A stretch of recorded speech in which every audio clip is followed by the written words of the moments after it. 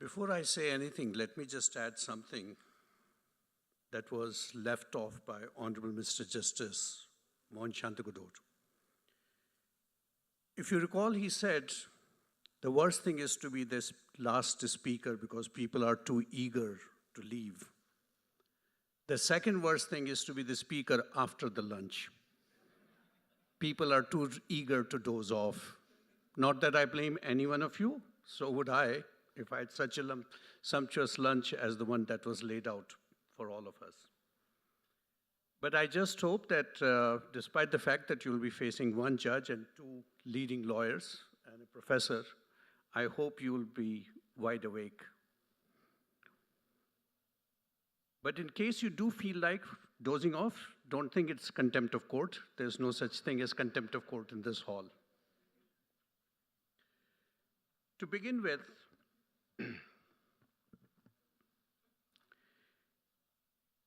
first of all, I'd like to congratulate Mr. Kapil Mohan, the chairman of the Karnataka Appellate Tribunal, and his team for organizing such an excellent conference on a burning topic. Access to justice, the role of state tribunals in India. It's a topic which is hardly ever raised, hardly ever debated, hardly ever discussed by any one of us. In fact, I'm glad that Karnataka is leading because I come from the state of Rajasthan. Since I come from the state which is a desert state, we believe in burying everything under the sand. So you will hardly ever see this topic being raised in the state of Rajasthan. Hence my congratulations to Mr. Kapil Mohan and his team.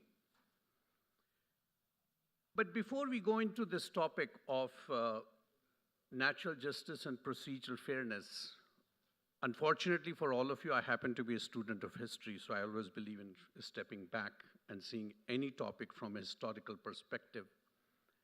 The question is, and since many of us are not brought up in Anglo-Saxon jurisprudence, the question naturally is, what is natural justice? Where does it come from?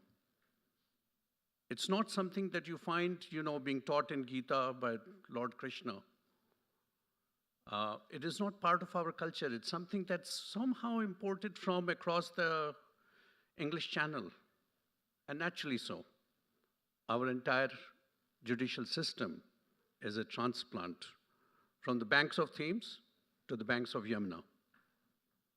Therefore, the first question that I would like to pose is, what is natural justice? What are its roots?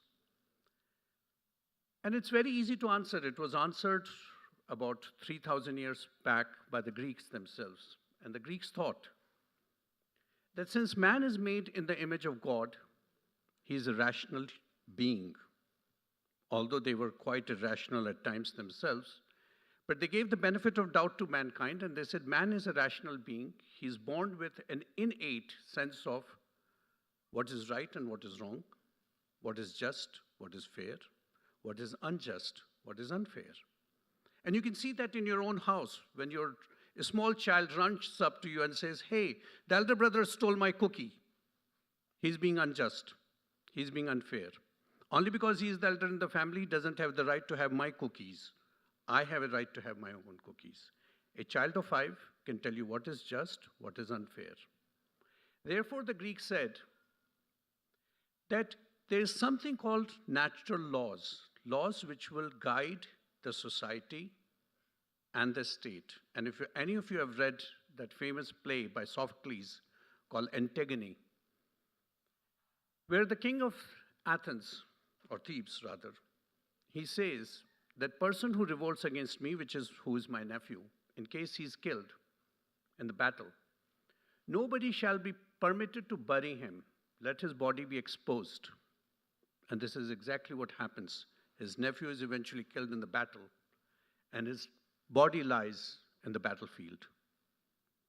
And nobody would dare go to the battlefield to bury that body, except Antigone. Antigone goes into the dead of the night, and she sees her brother's dead body lying in that battlefield. She picks up a handful of sand, and she says, I hereby bury you. When the king is informed, he has her arrested and brought into the court. And her defense is, as the king, you may have created a state law, but above the state law is the law of the gods, law of nature.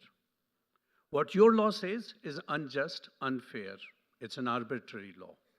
What I have followed is the natural law. And that is her defense, although not accepted by the state, as many times the state is reluctant to accept many things which are fair and just. Therefore, you have the idea that there has to be a natural justice. If there's a natural law, there has to be natural justice. Now the question is, if I want to be just to my own fellow being, what are the qualities that I must have? What is the procedure I must follow? After all, I must be just to him, because as the Bible tells us, do unto others as what you would have them do unto you. Now, if that is the philosophy, if I want others to be equally just to me, on the first hand, I must be just to them. Now, the question is, how to ensure justness? And the Greeks' mind thought, okay, let's delve on this. And they came up with two criteria. The first criteria, that a judge must sit without any bias. He must be impartial.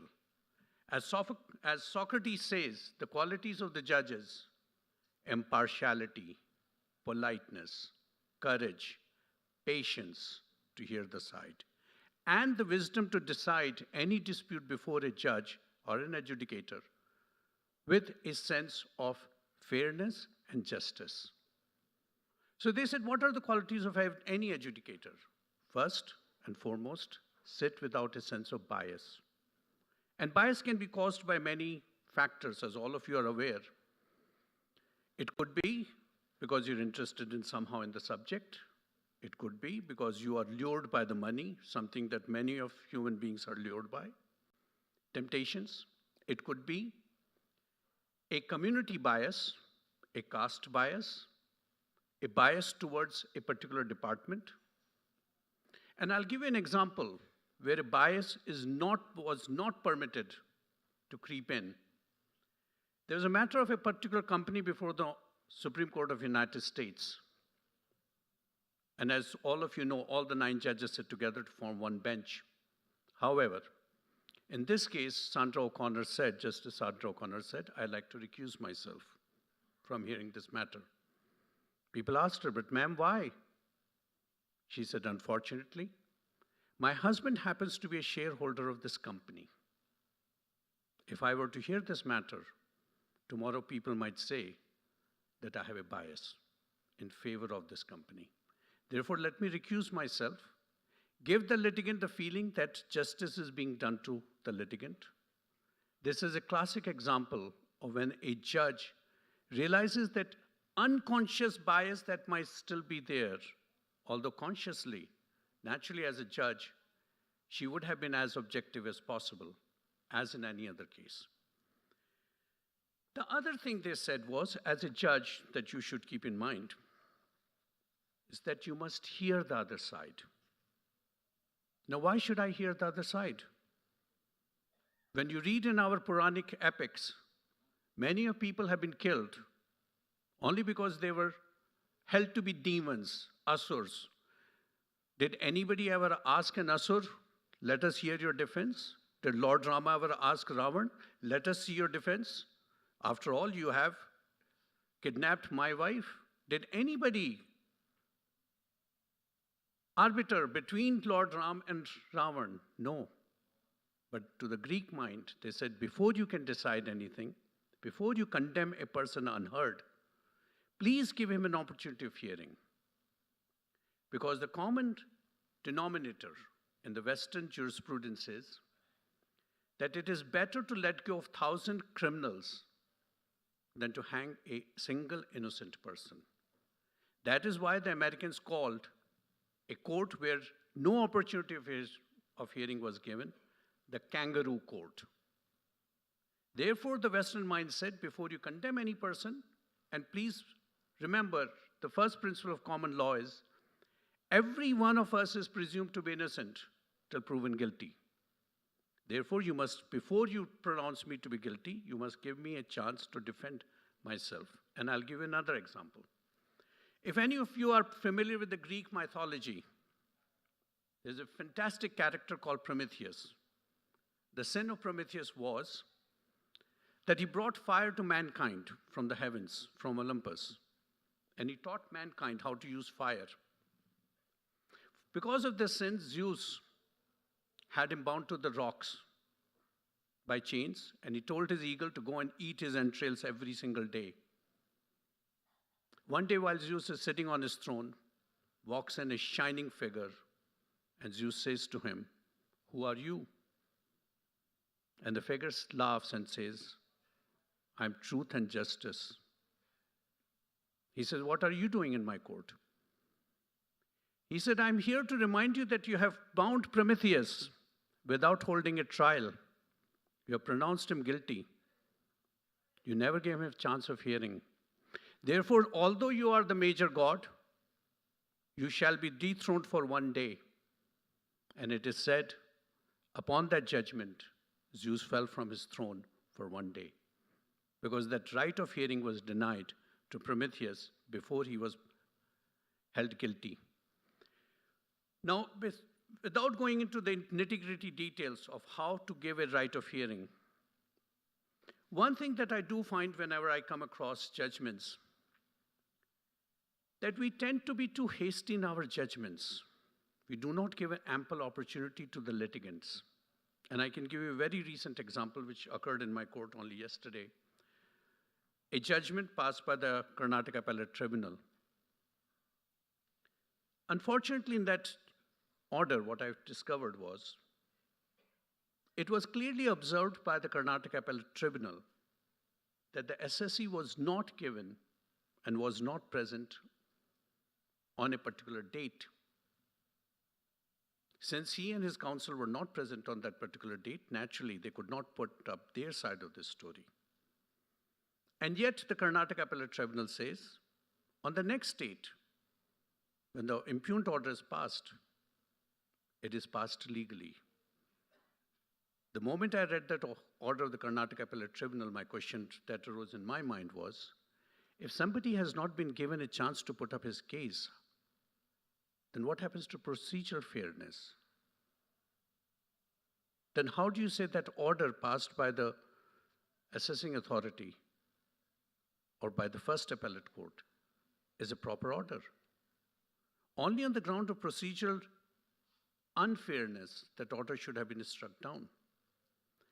But there's a reason why the tribunals tend to behave this way. And this I speak from my experience, both as at the bar and as a judge. And the one thing that I find the difference, while we talk about the mind of a judge, there's a great difference between the mind of a judge and mind of a member of a tribunal. Before we talk about what is natural justice, what is fairness, we have to deal with two different sets of makeup of the mind. I may be wrong in my assessment, and excuse me if I am, but my assessment is that as an executive officer, as an IS officer, as a provincial service officer, my duty is every day to justify that order that has been passed, that policy that has been created by the government, that order that has been passed by my superior officer, or a policy decision to be taken by my minister. Therefore, my mindset is to uphold that order. On the other hand, the mind of a judge is not to uphold any order. By our training, we are being taught to critically analyze an order. This is the difference number one. Difference number two that I find is, as an executive officer, my interest is reach the target, because that reaching of that target will determine my assessment in the eyes of my superior officers, in the eyes of my colleagues. Therefore, I must reach that target come what may. And I can give you an example. Once I was with an IS office friend of mine in Kolhapur, And he had to reach that target of family planning. Although I was a bachelor, he told me, he said, if I shortfall of one person, you are going in, huh? I got to reach that target by tomorrow morning. Otherwise, my collector will be on my back. So you go in for that operation. I said, but I'm a bachelor. He said, I don't care. The target has to be achieved. Luckily, he achieved his target before the next morning. So I got saved. Once you're trying to reach the target, you're unmindful of the means that are adopted. Unfortunately, or fortunately for all of us, when we sit in the judiciary, to us, the goals are not important, the means are. We look at through what means this goal has been achieved. If we find, no matter how laudable that goal may be, but if the means are wrong, if the means are illegal, if the means are foul, we'll stop that goal from occurring. And take an example. An assessing officer says, yes, this assessee has misdeclared his income under the VAT Act. But will you permit that assessing officer to reassess the income without following the procedure under Section 39 of the Karnataka VAT Act, without issuing a notice? Will an assessing officer be justified in issuing a demand notice without giving an opportunity of hearing? Yes, it is laudable that that tax needs to be paid because after all, that tax is going to help the country, it's going to help all of us. Undoubtedly, it's a laudable object, but the issue is, can that laudable object be reached and can be achieved without following the procedural fairness? To the judicial mind, the answer would be no. To an executive mind, he will say yes. After all, we are coming from two different streams. Therefore, when any one of us is appointed as a technical member or as a non-judicial member, the first thing that is required is to change our mindset. Number one. Number two, somehow we are of the opinion, and it's not we, when I use the word we, I don't mean the judiciary, I mean also the public at large, that somehow that impartiality and objectivity is not there in the tribunals. Somehow that adherence to one's department, and that is why if you read that famous case of Union of India versus R. Gandhi, I presume you have alluded to that judgment. Honorable Supreme Court in that case says that there are two aspects of a tribunal that needs to be looked into. Number one, the impartiality of the members. Number two, the independence of the members. And that is why the Honorable Supreme Court suggests in that judgment that perhaps the lien of an officer to his parental department should be kept only for 1 year. After that, let go of that lien. Number two, give him the security of tenure. If you do not give a person the security of tenure, if he is still at the mercy of the government, chances are that he will not be an objective, independent assessor. As an adjudicator, somehow, consciously or unconsciously, that bias in favor of the government will still continue to function. My humble request is that when you step into the shoes of an adjudicator, the only thing that you're required to have is very simple. It's called, a word called sensitivity. Place yourself for 5 minutes into the shoes of the person who's before you. This is what we do day in and day out. The moment you put yourself in the place of the litigant for 5 minutes and see the word from his point of view, you'll realize how the word looks to you. That is the best way to assess the pain and agony of that person who has come to you. And mind you, your role is nothing different than our role. Although it is said that we discharge a divine role, the fact is you are equally discharging a divine role. And it's a misnomer in this country when people say that the job of doing justice to the people is confined only to the judiciary. In fact, it is equally bestowed upon the executive. We both walk the same exact path. We both have the same exact destination.